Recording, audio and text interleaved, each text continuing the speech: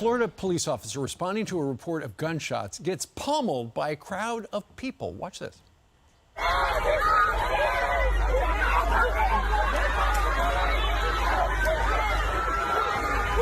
Can you believe that? That Jacksonville, Florida officer was trying to clear the crowd when he was thrown to the ground as anti-police rhetoric escalates, as you know, nationwide. Joining us right now, somebody who knows all about this, Jacksonville Fraternal Order of Police President Steve Zona. Steve, good morning to you. Good morning, sir. Thank you for having me. Okay, so pick up the story. That guy, there were reports of break-in or gunshots fired. That guy runs toward the danger. He's got a rifle on his back, right? And that happens? Yeah. He was actually dispatched nearby to a report of a car break-in, and as he was arriving on the scene of that car break-in, they updated it, the information to say that there was gunshots nearby, and he actually spoke to the guy who called in the car break-in, and he said, "Hey, they're shooting down there," and pointed in the direction of that crowd. So that officer, you know, we've all seen it. Most recently here in Florida, in Miami, that bar shooting down there in Miami, and our officer wasn't going to wait. I mean, he was going to go down there. Didn't know if he had an active shooter situation or what it might be, so he drove down there to a safe distance, retrieved his patrol rifle, and was going to go down there and take care of business if he had to, and make sure that the very people that he was going to help, make sure that they were safe, and those same very people are the ones that attacked him. Now, one person in that crowd helped him.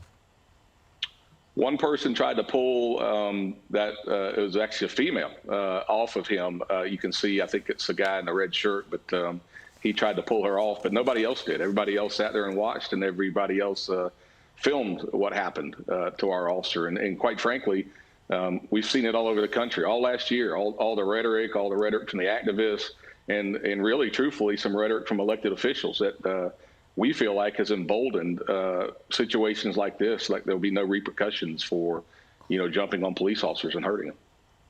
Steve, this is so different than anything we've seen in the United States throughout my lifetime until present day, where usually, it's people, good Samaritans in a crowd will jump up and help the police officer.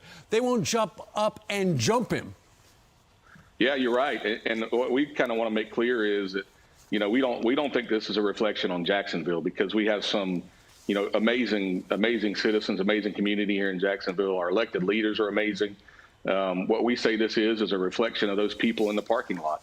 And you're right. I do think that, the vast majority of Americans, I don't care what your political affiliation is, what your race is, the vast majority of Americans would help us in our time of need. But unfortunately, again, all that rhetoric and the elected leaders remaining silent and sometimes encouraging it have emboldened people to do this. And you're right. I never thought I'd see something like this. Do you, speaking of elected leaders, do you feel that this is a problem that Joe Biden should address and say, hey, look, people are beating up our cops. You've got to stop that? Absolutely. I mean, you've seen, truthfully, President Biden was one of the worst culprits. All last year when all the attacks on law enforcement was occurring, when cities were burning, when looting was occurring, President Biden and so many of his party just remained silent. So, yes, they're, in my opinion, they're partially responsible for this. Steve, the White House is watching this show right now. What would you like to say directly to President Biden? I would just say, look, President Biden, you need to do something. This has gone on far too long. And elected leaders have remained silent. And truthfully, we all feel in law enforcement it's because you're pandering to your base. And you all need to step up and do something. Let's go back to the America where, everybody went to work every day, came home to their families, and people respected law enforcement. Yeah, that would be fantastic. Exit question, Steve. How is that officer? He is doing well. He's got some bruises and abrasions, and actually spoke to him within the last couple of days, and he's doing good. So thank you for asking. Back on the job? Yes, he will be back on the job shortly. All right, very good. Steve Zona, president of the Fraternal Order of Police in that neck of the woods. Sir, thank you very much for your service, and thanks for joining us today. Yes, sir, and thank you for having me. All right.